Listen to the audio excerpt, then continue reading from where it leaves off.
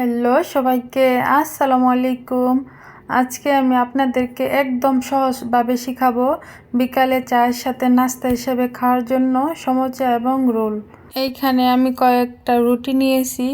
এই রুটিগুলো একদম আপনারা বাড়িতে যেভাবে ঘরোয়াভাবে রুটি বানান সেম সেভাবেই বানাবেন, কিন্তু একটু পাতলা করে বানাবেন।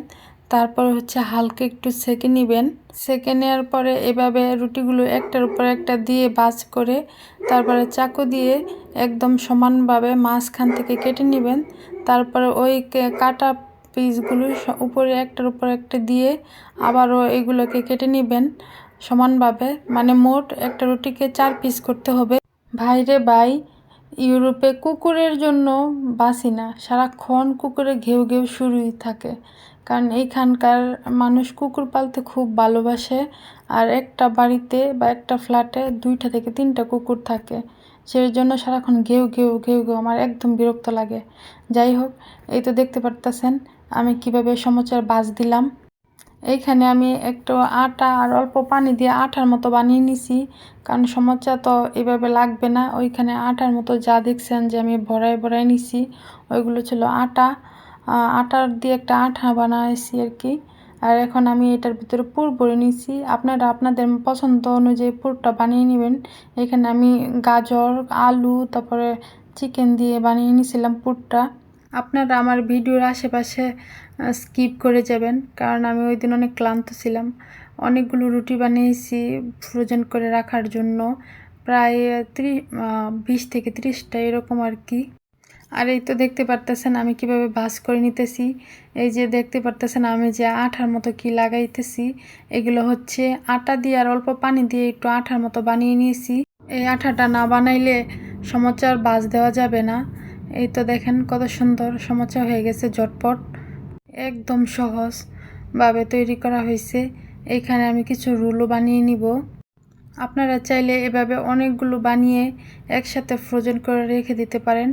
যখন ইচ্ছে হবে বা বিকেলের নাস্তা হিসাবে ভেজে নিয়ে খেতে পারবেন।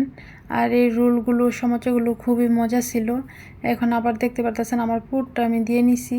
তারপর অল্প অল্প করে চারদিক দিয়ে গাম যেটা বানিয়েছিলাম আঠা, ওইটা ভরিয়ে নিচ্ছি। এখন আমি রোলগুলো ভালো করে বাস করে নিতেছি, যেভাবে রোল বাস করে সেভাবেই। এই তো দেখতে পারতেছেন আমি আপনাদেরকে ভিডিওতে কতটুকু বুঝাইতে পারছি তা আমি জানি না, কিন্তু আমি চেষ্টা করছি বোঝানোর জন্য। এখন আবার এই যে প্রথম একটু গাম দিয়ে নিতেছি যাতে সুন্দর করে লেগে যায়, না খুলে যায় যেন। আর আমি একা একা ভিডিও করতেছি, সেজন্য ভিডিওটা এত সুন্দরভাবে বুঝাতে পারতেছি না। আর আমি তো বললামই অনেক ক্লান্ত ছিলাম।